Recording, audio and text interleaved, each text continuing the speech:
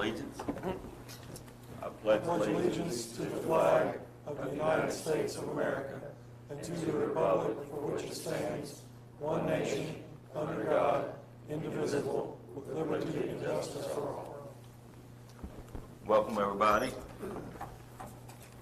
First item on the agenda is the approval of the minutes from April 12th. April 12th. Any corrections or changes to the minutes? Not, they'll stand approved and submitted. Next item, Mr. Warner, report of town manager. Thank you, Mayor Black, members of council. Since he's here, I'd just like to recognize our incoming police chief, Ronnie Lewis, who is not on the clock yet, but is spending a lot of time here getting to know the community, which we certainly appreciate. Look forward to Ronnie joining us officially on May 16th at 9 o'clock, and he'll be sworn in this room. Welcome. Also wanted to note, for the benefit of the public, that Waukesha has advised that they're making good progress on the middle school renovation to the point that they intend to raise and install the cupola feature on top of the main brick building, and they're going to have an event on Thursday at 9 a.m. I would remind folks that that is an active construction site, so while we're excited about it and welcome people to participate to the extent they can, we also need to stay away from the working folks and also try to make sure traffic can pass safely through the area. To that point, talk to Woody, and we will be live streaming that event, so anyone who can't be here in person can still watch it live, hopefully, and enjoy the thrill of that progress. And that's all I have tonight, but I'll be pleased to respond to any questions you might have. Anybody have any questions for Mr. Warren? No?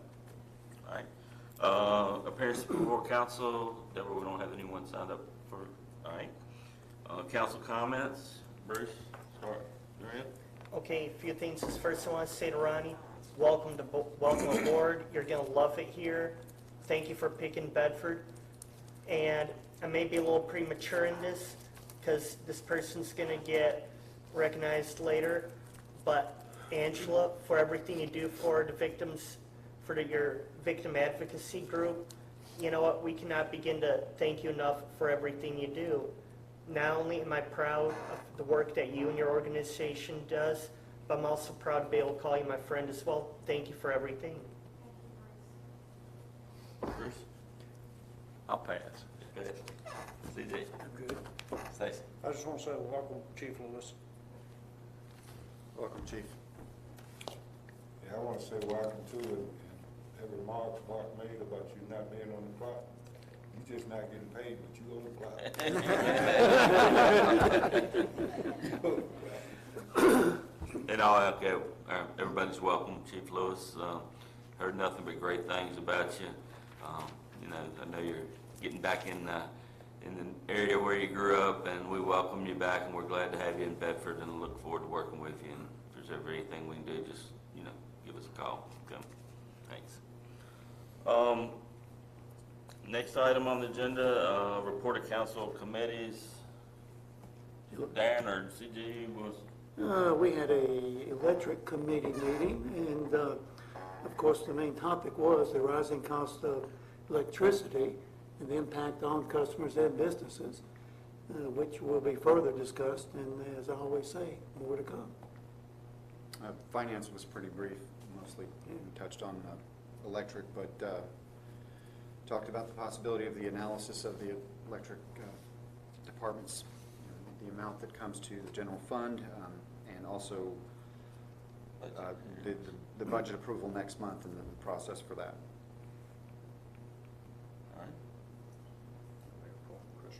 Sure, if you want, yeah. Christmas Lights Committee met about a week and a half ago. We're supposed to meet next Thursday, May the 5th. We're talking about doing, possibly putting up more banners downtown, or more, instead of Christmas lights, and separating the lights from different poles and stuff like that. So we're supposed to meet next Thursday and kind of make a final decision of what direction we're going in about doing Christmas lights, banners, and flags downtown. So, Right. I think that was the only committees, right? I believe that was the only committees that's met Yes. this last month. All right, revisions to the agenda. Mayor Black, just want to bring to your attention, the item from the Bedford Area Chamber of Commerce will not be heard tonight. Okay. That'll be deferred to the next meeting. Okay, all right. Thank you. Anybody else? If not, we'll go to the public hearing for changes in the zoning map by rezoning property at tax map number 213A to 102T from R1E to R2. Mr. Warner? Notice is hereby given of a public hearing to be held by Town Council at 7 p.m. on Tuesday, April 26th, for the purpose of hearing a request to rezone 406 West Franklin Street, identified as tax parcel 213-A-102T, consisting of approximately 0.25 acres from R1E low-density residential to R2 medium-density residential. The request is to convert the existing building into a duplex, and the request is being made by Robert E. Harris Sr. Information has been on file in the Office of Planning and Community Development in this building, and at this point, anyone who is in favor of or opposed to the request will now have an opportunity to express his or her views. With that, I'll open the public hearing. I think we've got one person signed up, Ms. Carol Harris Davis.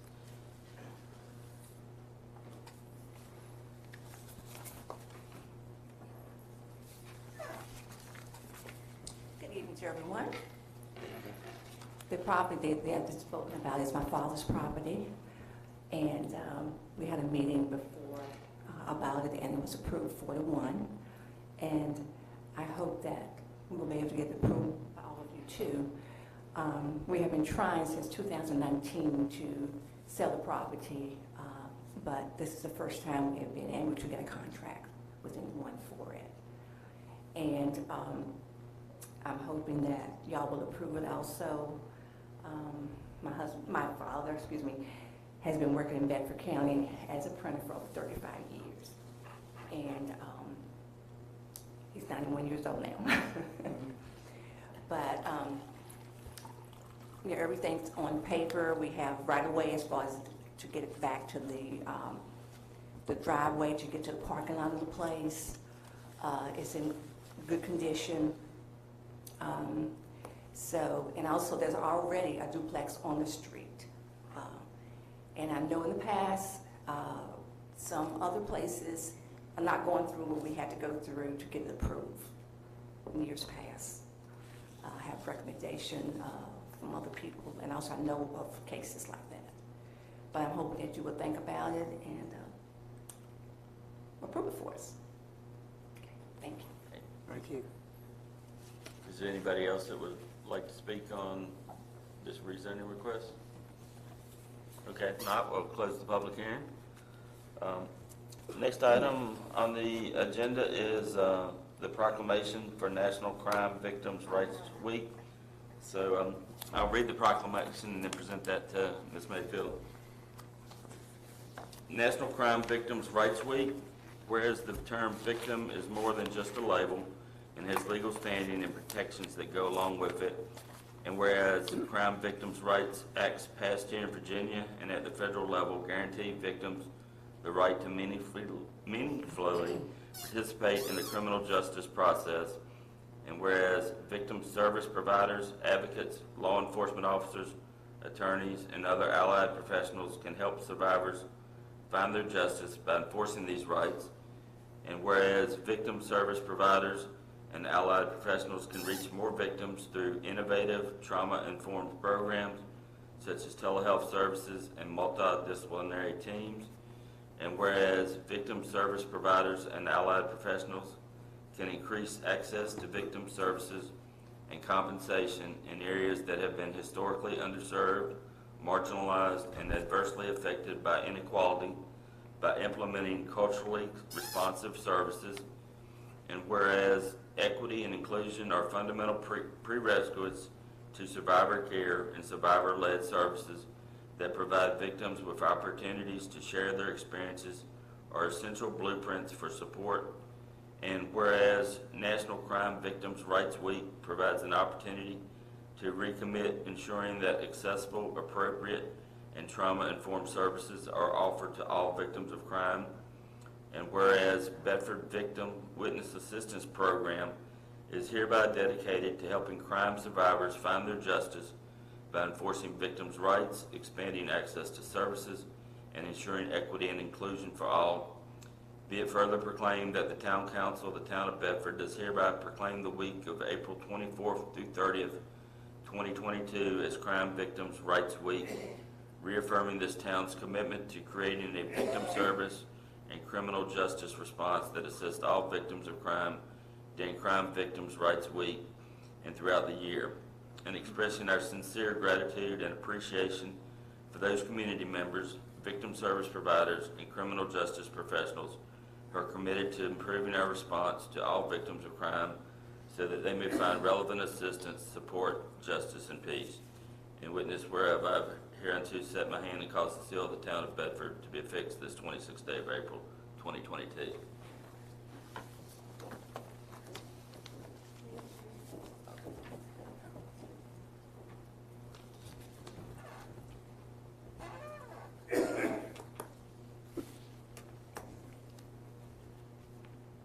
Thank you. Appreciate everything you all do.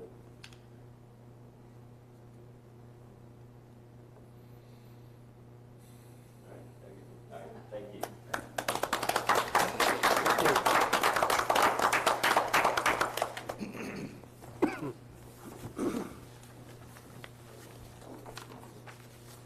Okay, with that, we'll move to the ordinance changing the zoning map by rezoning property at tax map number 213A 102T from R1E to R2. One. Subject property located at 406 West Franklin Street is zoned R1E. Property is owned by Robert E. Harris Sr. He is represented by his daughter, Carol Harris Davis, as the applicant. The applicant proposes to rezone the property to R2 to allow a contract purchaser to convert the former printing business to a residential duplex. If approved by council, all uses in the R2 zoning district will apply to this property.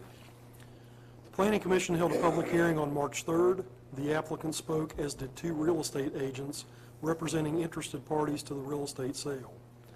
The commissioners discussed if this would be considered an illegal spot zoning and the concern for setting precedents for future conversion from single-family property. They also discussed how this property is a unique situation. A motion to recommend approval of the rezoning to council failed on a vote of 3 votes in favor, 3 votes against, and 1 abstention on that occasion. It was decided to determine if there was a conflict of interest by the abstaining member and to defer action to the next commission meeting on April 7th after that was determined. At the meeting on April 7th, the commission heard from Ms. Davis and one of the real estate agents. The commission discussed a concern with having duplexes in single-family neighborhoods and the precedent with this change. Although commissioners said there are other duplexes in the area, staff is not aware of how long they have been there or if they were permitted through zoning or the building office versus an unpermitted conversion by adding another electric meter. There was discussion that this request is an isolated special situation for the citizen and that the effect from an additional dwelling unit was not detrimental to the neighborhood. The commission voted on that occasion, 5 votes in favor, 1 member absent, to recommend approval of the rezoning to R2 without proffered conditions. And before you, you have the staff report from the Planning Commission meetings and the application.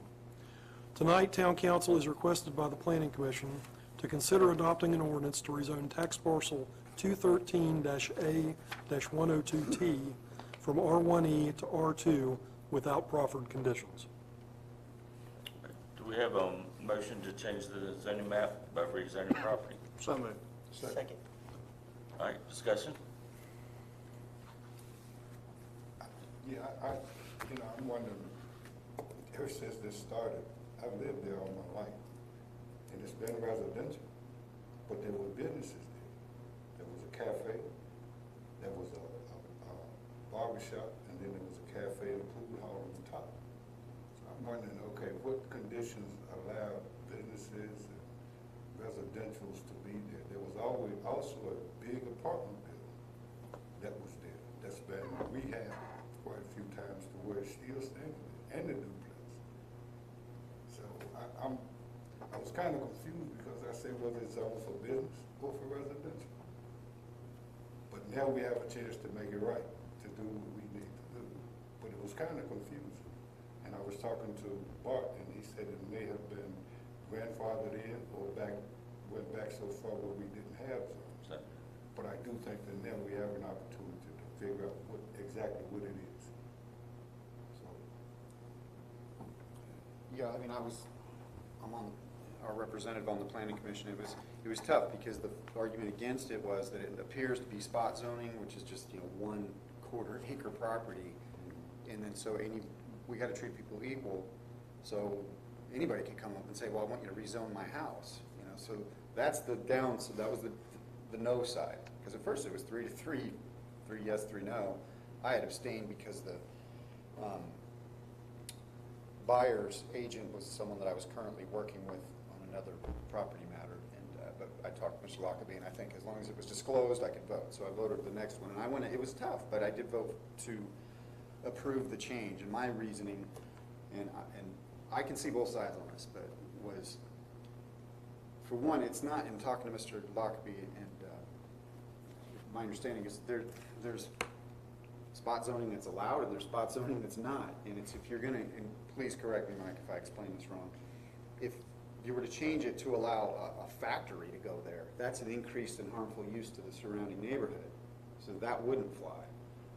But you're talking about making it a duplex in R1E, which is the same as R1, where some more is allowed, and there's already at least one duplex over there, if not more, and other businesses. So it didn't seem to be really changing the character, nature of R1E anyways. And then the kicker for me was, I can't say for sure what we're going to do in a year and a half when we're redoing the entire zoning regs. It seems to me we're probably going to allow that over there, a duplex. But I don't know. I mean, it seems like they're already over there. they are, So- they've been there forever. Right, so I didn't want to presume that, and it's a unique situation. They can't, it's been a business. It was likely grandfathered in before zoning happened. That's probably what happened, I think. The zoning came later, but the businesses were already there. So it's kind of our zoning right now is a mishmash anyways. We have things all over. I have on College in Ashland there, 3 doors down, I think Mr. Wandry owns it. There's a duplex there. It's an apartment right on College in Ashland. So I'm not saying, we should just let anything go. It wasn't an easy vote, but for this specific situation, I supported it so they could sell the property and make the duplex. But I see the other side. Darren, was there any discussion down the road that the R1E is, are there many areas of the R1E in town, or is it just that neighborhood, or is there other? It's primarily centered in that neighborhood, which had setback issues Right, that were fairly arbitrary, and that resolved that. because the lots were so small, they didn't meet the guidelines for regular R1, is that correct? That's what I was reading, right? And actually, the R1E led us to adopt an average setback requirement in the other districts, because we did find there are very few lots in town that are platted that meet our minimum lot size under the current zoning ordinance, So we'll probably be looking at lot sizes when, As part of the rewrite, yes, sir. down the road, okay. All right, that was just, I wanted to understand where that R1E, and when did that kind of come about? Did that, 2000. 2000, okay, so, all right. So that was something they didn't look at, because every one of those empty lots that you see all in the neighborhood had houses on it. So I don't know what the zoning was then, nobody really paid any attention to it. It was only, excuse me, when these houses were demolished, they said, no, you can't do anything with it. And I understand the change, I understand what they were saying, but each one of those lots over there had a house on it. Every empty lot over there had a house on it. So it's been, I don't know what was going on back then and how they did it, but I do understand what's happening now. I just, like I said before, I think now we got a chance to fix things like it should be, so we don't have this problem again. Either we're gonna be business, we're gonna be residential, you're gonna be, you know what I'm saying? We need to fix that, Right. so we don't go through this again. And I didn't also, there wasn't pushback from the neighborhood saying, don't do this. Right. So that's a factor. Mr. Yang, thoughts or questions? Susan? Bruce? I think, unless there was pushback by the neighborhood, I don't see what the problem is. Hopefully, the new zoning will, when we get to that, establishing that, will clean up some of this. I'm with Bob. I think it's confusing at best right now. And don't want to give people a hard time over something that's, I think putting a duplex in there, what's it gonna do? I don't, is it any real There was some problem? concern, I think, about the size of the lot and can you get the right 2 driveways and that kind of issue. Okay. They seem to think they can do it. Bruce? Well, personally, it's gonna be a duplex, and I look at it this way, if this is gonna help them out, why not do it? Yeah. Well, I think my questions initially was the spot zoning question. I think that's been addressed to, and where that's not a concern. Mr. Mayor, if I can just define spot zoning so that everybody has that in the back of their mind for future reference. Spot zoning, illegal spot zoning in the legal sense is an upzoning of one lot or a very small number of adjacent lots above what's permitted in the or what's planned for the future in the comprehensive plan for the benefit of one or a very small number of related people. So there's having one lot, for instance, zoned differently from everything around it. You might think that's a bad idea from a planning perspective. There's nothing the least bit illegal about it. So in this particular instance, I think that planning determined that this was also consistent with the comp plan, and that it wasn't even particularly clear that it was an upzoning given some of the uses that are allowable in R1 versus R1E. So, yep. Okay, thank you. Then the only other thing, and I talked to Mary a little bit earlier, by going to R2, it does open up some other uses. Some group home, childcare facilities, bed and breakfast, those types of things. So I was a little concerned, but then Mary did clarify that for me, that if that down the road had to be changed to something like that, that would be a conditional use permit.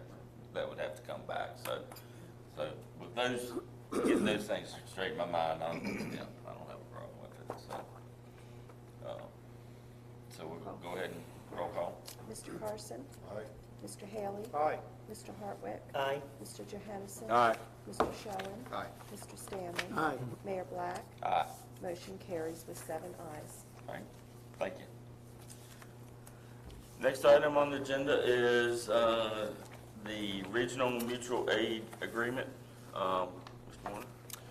Mayor Black, members of council, for many years, the town of Bedford has been party to a regional mutual aid agreement with 13 other local governments in the general area related to cooperative provision of police assistance in times of need.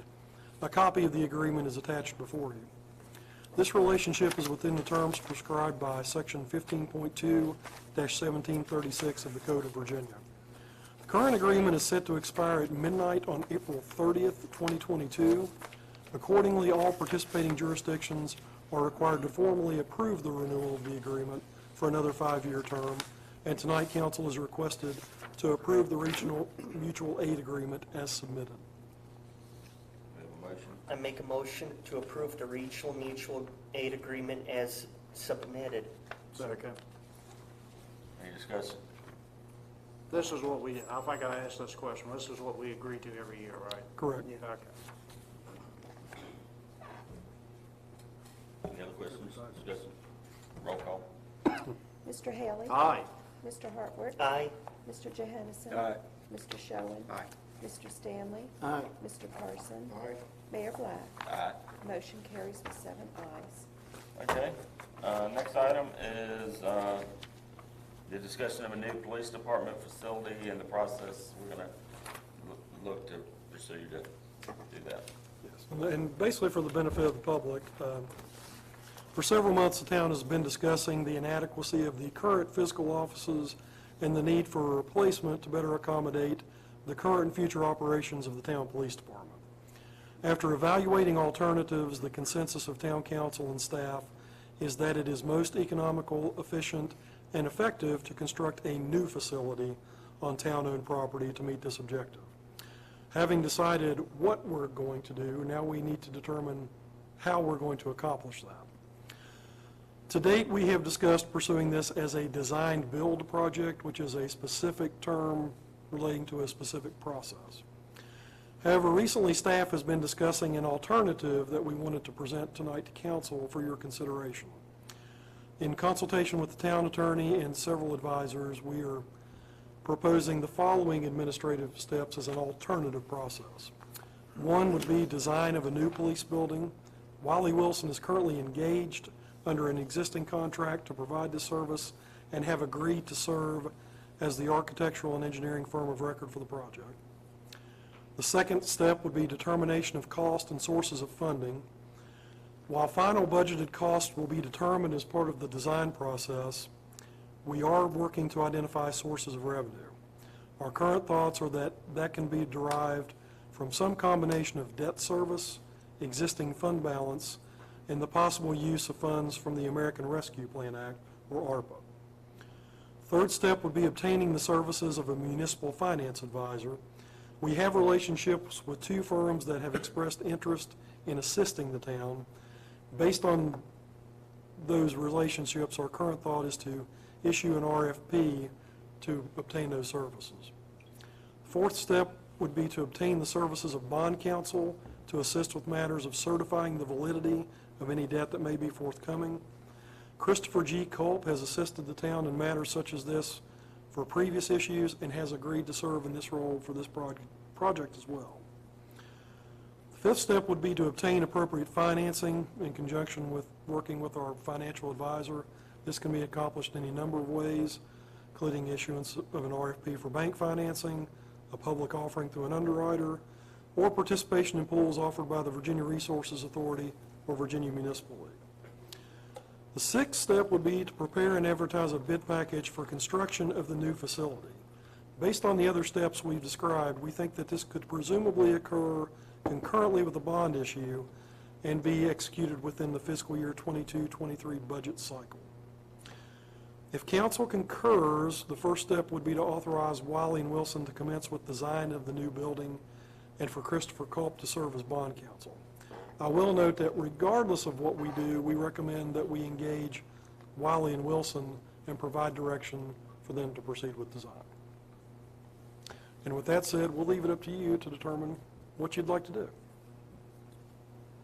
All right, so for the current process we had when we initially hired Wiley and Wilson was for them to come up with a concept plan, some initial costs, and they were going to work and help us put the bid package together for a design build project, which that would have been one bid for architectural and engineering services and construction altogether, okay? And then the third piece of that initial RFP was they were going to be construction management. So they were going to oversee and be our eyes, you know, on the project, making sure things were being built to plans and that kind of stuff. So that's kind of where we are, or what we initially, how we were headed. So now, the second way, I think, and I think this is what Bart and Mike are kind of suggesting, is that we're going to just have a design, and that architect and engineer would be Wiley and Wilson. And then we take that design and then bid that out for construction only. So those are the two kind of ways we're looking at. Very similar. Doing that. Is that correct? That's mostly correct, yeah. And Wiley and Wilson would serve a similar purpose in both ways. It's just one, if you do design build, Wiley and Wilson is supervising both the architect and the construction contractor. If you do it the other way, Wiley and Wilson is doing the design and then supervising the construction contractor. It's a slightly different arrangement. And I think the reason why to do this process rather than a design build process, and I want to make clear, the design build construction procurement can work really well. That's what the city of Lynchburg is doing with their new police station. I negotiated that for the city of Lynchburg. It works fine. It's a great process. However, I think Bart and I were also hearing from you that you had concerns about issues with cost or with the way that the town wanted to manage its debt load. And there are more opportunities to hit the gas or pump the brake in a get a design, borrow the money and put the construction contract out to bid very close together within the same 6-month period. And then go out. The other thing being, there are options to jump off, either to jump completely off the highway or to pump the brakes a little bit. If you, for instance, get the bids in and you say, you know what, this isn't going to work, we're going to need to wait a year in order to take the bond for this, you can do that. You can put that plan on the shelf, and Wiley and Wilson will come back out and a year later and do it. Whereas if you have a design build, you give the notice to proceed to that design builder, they're out there working, you better get the money appropriated right now. In some ways, it's like I was making the analogy for BART. There's the pump in the gas thing. There's also the design, bid, bond, build. Each thing you do, you're pushing out a little bit more toothpaste out of the tube until all the toothpaste's out and you've done the project. If you do design, build, and you do everything at once, you're putting the tube of toothpaste on the ground and stomping on it. And that's fine. It works great if you're like Lynchburg and you've got all the money on hand. You are totally going to do it. You are going to build the chief a new station come hell or high water right now. It works great. It's a very quick and pretty cost-effective way of doing it. If you're not 100% sure about the timing and you have the ability to decide when, it can be better to do it the other way. It's really a policy decision up to you. I think Bart and I are comfortable with our ability to execute whichever strategy you want. So let me ask this question. I'm sure you've read the initial RFP and initial contract we've signed with Wiley and Wilson. Does it allow us to switch to this without doing an RFP or bidding architectural engineering services in a separate, request of some type? That's the first question. The second question is, should we rebid that out to make sure we're getting the best, most qualified, and Wiley Wilson is definitely qualified, but are we now getting the best price, or have we just said, okay, we're going with you, whatever your price is, So, I mean, that's another question in my mind. One, can we do it under what we've signed with them? And two, should we do that to get the most efficient and the best price? Legally speaking, we can. It was structured as a multi-phase contract where phase one was going to be a need. Tell me if I get something wrong. You're doing fine. But I believe phase one was a needs analysis. Phase two was somewhat more amorphous because we didn't know exactly down to the letter what the scope was going to be or how much it was going to cost. Phase two was originally envisioned to be a construction manager and oversight for the contractor's AE in a design build. I think that it's within the bounds and the scope of what we originally did to make an amendment for Wiley Wilson to, rather than supervising the AE, to be the AE of record. That's AE being short for architect engineer. I don't think that that's a problem from the procurement perspective. As you say, we have no reason to believe that Wiley Wilson is anything other than highly qualified to do this project. Whether or not it's the right thing to do to put out an RFP for an AE, that's a question lawyers aren't smart enough to answer. And then the third piece to that is, okay, initially if Wiley Wilson was going to kind of be the construction manager overseeing the construction piece, if Wiley Wilson is now the architect, are we going to need to go out and hire a third person, or is Gary going to be that person? I mean, no. So how do, they oversee themselves, or they still oversee That's kind of the clerk contractors? position. If you want to address the clerk of the works position. Actually, if you go ahead, you probably do better than I can. There is a position that is called a clerk of the works traditionally. It's basically a project manager for the locality who keeps an eye on the AE. And the construction manager. It's less onerous than being a construction manager, which is why we're going to have Wiley Wilson be the construction manager if we did a design build. Because that's something where you've got to be on site, if not every day, at least a couple of times a week, making sure everybody's doing what they're supposed to be doing. A clerk of the works usually doesn't have, on a project this size, usually doesn't have quite as big of a responsibility, but you do need a project manager. But is the clerk of the works a town employee?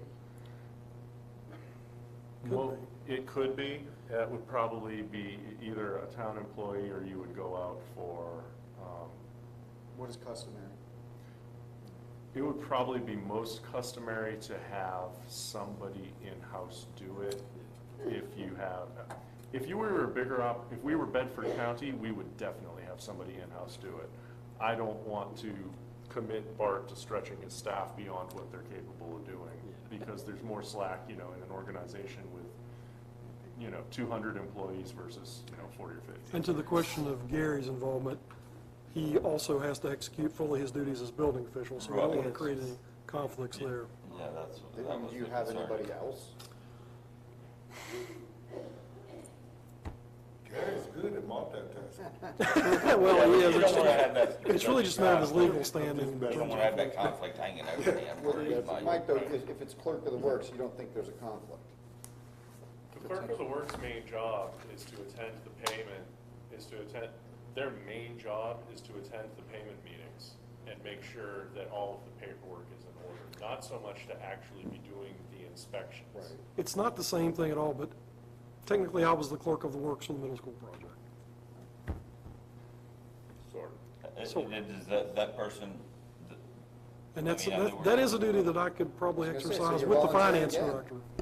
same thing on change orders, is the clerk of the works kind of responsible for change orders? Yes, and we Yes. would bring those to you for review. Okay. Perhaps you would give small change orders to somebody to administratively do, but yeah, over Within a a certain, yeah. So my question would be, for the first original blueprint that we have, or the first design we have, would that be considered the same design or a different design? What you've seen is a conceptual design. Right. So we don't. That was a conception, okay. It's like a 60% design. Before you go to bid, you want 90+% design, and it's just another Okay. level of Okay. detail. So Bart, what you're saying is you could potentially handle that in-house? Yeah, I think we could. Okay. I think I could, unless you, You might be able to hire somebody part-time or something. You need a little. Well, you think that's what I I mean, was I could thinking. essentially Maybe a hire part-time, additional an inspector. part-time employee. Right. and we have money in the budget for that. But Gary probably had something else in mind for it.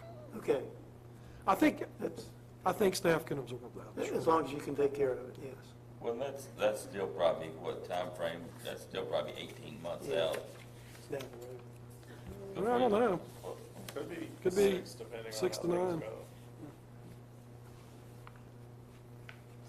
Interest rates for municipal bonds don't go crazy, which they're Yeah. still reasonably low. Yeah, that's another concern. That's true. If I had a crystal ball, I'd probably be doing something else for a living. That's part of the reason why we would like the ability to pump the brakes, is once we have the design, you don't know where the bids are gonna come in, you don't know where interest rates are going to be, we don't wanna wind up in the position of having said go before we know. If we decided to RFP to A&E services, I mean, how quick do you think something like that could be turned around? 60, 90 days. 60 to 90 days. Which gets us to the end of this fiscal year, right? Yeah. Is there, I mean, anybody else got any other thoughts on that versus just going with Ronnie Wilson? I mean, Yeah, these two seem to have been very in deep in figuring all of this out. In an honest opinion, which one would you recommend? You've given us both, what would you recommend? because y'all have been deep into this. Y'all know it. You're giving us all this, but y'all know it backwards and forwards. So what would you recommend, or is still left up to us? I'll speak for myself, and then I'll let Mike Okay. share his view. I am more comfortable with the design bid approach, because it's pretty traditional, and that's what all managers are trained to do. Okay. The only question is how quickly you want to get this done and what level of control you want to exercise. And the design build gets it done more quickly, but you do see some level of oversight at certain steps. And that's just my opinion. So Gary, just so people understand what I know, I'm not gonna hold you to it, but a project of this size, A&E fees would roughly run, what would you say, 500,000-600,000 more? I'd be scared to even speculate at this point. Am I close? It's somewhere in that range. So, I mean, we're not talking $100,000 here on a project, you know what I'm saying? So that's why I'm asking, you know, if we should look at trying to get options on that. That's all I mean, like I said, I know Wiley Wilson is gonna do a good job. No But doubt. there are other good, good firms out there that, but yeah, it's up to other thoughts. Hey, do you think another firm would do it, would be just as good as Wiley Wilson, but maybe do it a little bit cheaper? That's, I think it doesn't hurt to at least find out. yeah, I don't know. That's the question. And of course, the We- downside to that is it does delay the process a little bit, because now we are gonna have to take 90 days or 60 days to get those bids in. I mean, I understand. So, I mean, now you're taking the risk of stretching the term out longer, which, How much longer are we talking though? Because I mean, we need to do this, but we gotta do it right. They've been in these quarters for a long time, and we do need to get them out of there, but let's do it right. I don't mind taking a little longer to do it right. Right. And will the new chief coming in, will he have a? Yeah, and I thank you for bringing that up, Mr. Carson. Under the current relationship with Wiley Wilson, we do have some money available in the current PO that we intended to use to have them work with Chief Lewis to bring him up to speed and begin to get his input. Councilman Hartwick raised a good question. I honestly don't know what the impact will be of bidding it out. Because we received bids from about 5 or 6 different firms before, and I don't know if we'll get that. right. And I just don't know. And I don't either. Yeah. But I felt like I need to ask that question, because This is just discussion tonight though, right? Correct. Looking at me. we don't want, I'm not gonna ask that We're question there. prepared to I'm not move gonna ask forward, that but- question there. No. All right. Any thoughts? So, what else so the other decision point was Bond counsel on the debt. bond counsel, and then, I mean, then Chris, he's with Davenport? No, Davenport is one of the possible financial advisors. Okay.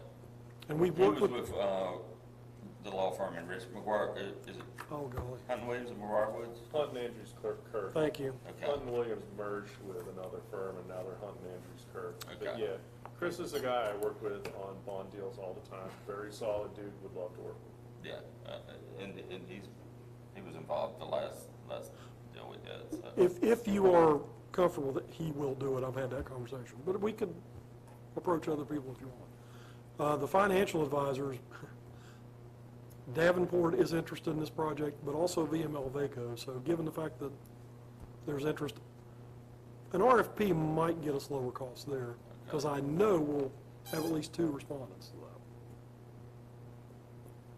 that. A&E, I don't know, because I don't know what the construction market's like right now.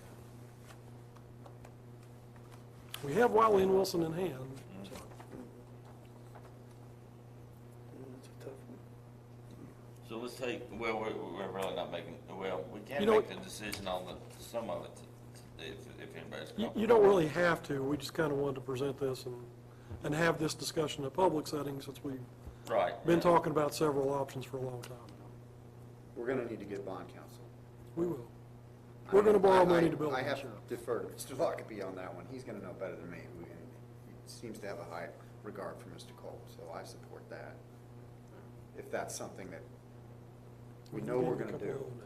If you want us to talk to others, but on the difference in fees between good bond counsel is relatively low. I gave him the names of 4 people who I would trust. We can make phone calls if that's what you'd like. Chris was on that list. Chris was on the list. Yeah. Okay, a few things for kind of, one, not only do we have to make sure we're getting a good deal on the design build, whether we go with Wiley Wilson or another firm, but at the same time, if we stretch out too long, I know we have to do everything right, but my biggest worry is if we stretch out too long, what are the interest rates gonna be like? Because I think we have to also lock in while the interest rates are still reasonable at the same time. As far as getting the services of a municipal financial advisor, I know we talked about that before, but I like the idea, but it was a cost issue, right? What are we looking at there? Well, really, we would just kind of leverage that to get the best rate of an advisor. Davenport does great work, VML Vaco does great work, there's a couple other folks that do it. I'm trying to remember, it was. I just know for sure we'll get more than one response. Was it about 50,000 last time? Or was that, I'm trying to remember off the top of my head. and I that's not think so, right. whatever Davenport advises. I mean, it's hard. I'd like to have an expert tell me the best way to finance this. Yes, I don't I mean, know. we definitely need one on this size project, I think. I mean, Yeah, we need outside eyes on Yeah. this, for sure. But as Bart says, there actually is some pretty significant difference in terms of price of financial advisors and what their specialty areas are. Yeah. Like I said, on that one, I know we'll get more than one response. Do you, What- Mike, pretty- Mike, do you have a recommended list again on that, or? I mentioned to him Davenport, VML, PFM is another one that has done some pretty significant public works type deals. They did the regional jail over in Roanoke, they structured those bonds. So, I mean, all people who know what they're doing for these kinds of things. so, let's start with, so there's basically 4 things we're kind of talking about. Sure. One, are we comfortable switching from the design build process we were at to design and bid and then build? I mean, from what you've heard tonight, I mean, are we ready to make that call? Or And do if we you need stay to- with the design build process, you are with Wiley Wilson. Right. Yeah, we understand that. Bart, you had said you were at least more used to the design bid. I am, but given the fact, well, again, I'll just weigh in with my opinion, given the fact that we've walked pretty far with Wiley Wilson now, I'm not comfortable cutting them loose. So I would prefer to maintain that relationship either way. But we would still be with Wiley and Wilson. That's my recommendation. You could bid that out, but the risk is I don't know what response you're going to get. There's that, and there's also the fact that they've already done a 60% design. If you brought in another engineer, they would want to redo at least part of that design. And the 10,000 we lost on. At this point, I would recommend we proceed with Wiley and Wilson for design regardless. And that's my recommendation. We've invested a lot of money with them already. Okay. Yeah. So do we need to? Not to contradict Mr. All right, Wilson. so, are you just looking for consensus tonight? Do we need to take an action? Do we have to, when do we have to do any public hearing pieces of this? Well, Again, it depends on which process we embark upon. Well, If we continue with design build, we're on track now. So. if we proceed with design build, then we need to figure out how we're going to build the appropriation for this into next year's budget. So right now, we need to start working with Wiley Wilson to prepare the RFP to go out for the design build team. That's the toothpaste all out now. Yeah. Right. We need to be kind of on dual tracks preparing that, as well as getting an MFA cracking on figuring out how we're going to structure the financing. If we're doing design, bid, bond, build, then right now, what we would be doing is just restructuring the precise scope of work for Wiley and Wilson for phase 2, retuning that to be more toward the AE. We would be getting a final design. From that final design, we would then at that point make the call, once we're probably into next fiscal year, whether we're actually at the point where we want to take the next step, which would be moving to preparation of basically going out for financing and preparing the bid documents. It just gives us a little bit of time to learn a little bit more before we've said go. So with that design, 90% design, they'll probably be able to even fine tune the cost for us to even further. Am I correct in saying Yes. that? And you'll have to approve that design anyway, so. Right, And it also gives you a little bit of opportunity to value engineer right. if you need to. I mean, Not that we would ever value engineer your station, but and that also probably gives a little more time for Chief Lewis to get involved and see this. I mean, now that you've explained that we have those kind of places to where we can say, oh, wait a minute, this, I kind of do like that. and right now we're Concept. saying that we think it's going to be 10 or 11 million. Right, If you do a design build, again, you're kind of locked in from the beginning. It's very hard to hit the brakes and to stop it without having to pay damages to somebody. If you go through this process and we get there and we put it out to bid and, oh crud, we get back the bids and it's 15.5 million, we can either bag it for a year and hope that prices go down, or bag it for a year and we'll have some debt come off the books and we'll be in a better position financially to do it. Again, I'm a lawyer speaking policy now, but And I'm a manager, apologize. and I'm a manager being cautious at this point, so that's why. so do we need to take action on switching from that, or do you? I think you should take action at some point, but you don't have to do that tonight. Right, so let's put this on for maybe. And I know we're catching you kind of cold, so. Is anybody else got any, I mean, I don't want to speak. I mean, I think Yeah, I'm the same. But is everybody kind of okay with this concept of switching from the design build to the design bid build? And we're still with Wiley and Wilson. Well, that's the next. I think you got, I that's the think next you got to decision. stop. Yeah. We've written So is that. everybody? Yeah, I lean, I'm based on what Because if we go after that. I think we need, in this day and age, we need to be very cautious about how we It's a spend the safer public's approach. money. Yeah. I know Ben Franklin said, it's easy to spend the public's money, it belongs to no one. So are you in favor of putting the A&E So out for Wiley and bid? Wilson will work with us either way we do this? I mean, we're not. Yes, and we've discussed that with them. Okay. So let's get a consensus on that second piece of that, okay? The second piece, all right, so we've decided to go, consensus-wise, we're gonna switch from the design build to the design bid build process.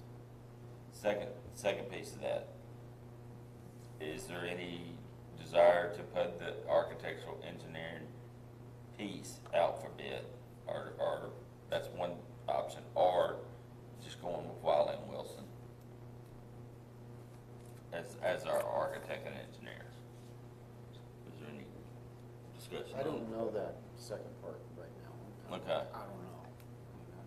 I kind of like the idea of sticking with Wiley Wilson, but Well, I'm kind of that way too. I would say, based on what I've heard, it would be better to stay with Wiley and Wilson.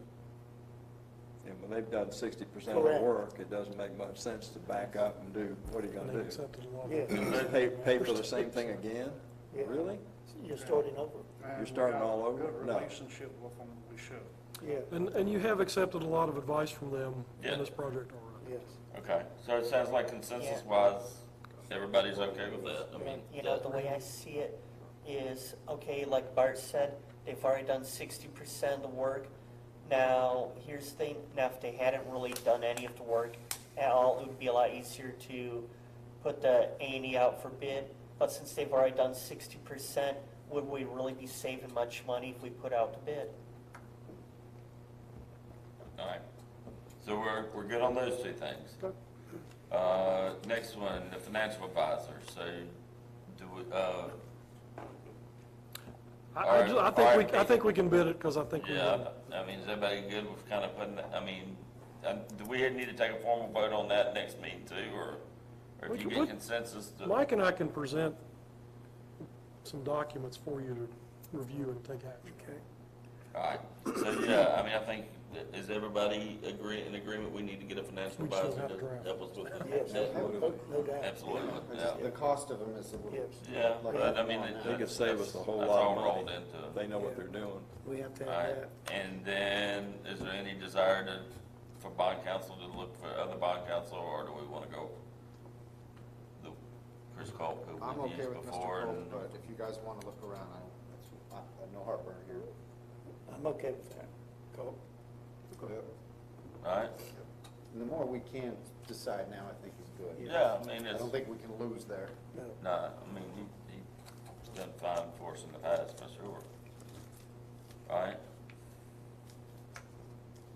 We're good. Does that help? that help? Yeah. And Our order, if- marching orders, thank you. If you'll get, Chief Lewis a copy of that concept and anything, yeah, if you can get that to him too. Cause it's, what is it, about a 19,000 square foot building, Gary? 2-story, with all the bells and whistles. It ain't Fairfax. Although he had a pretty big office, didn't he? You may not have any furniture, but you We don't have Amazon here. All right, is there any other discussion or anything else we need to know we're good on?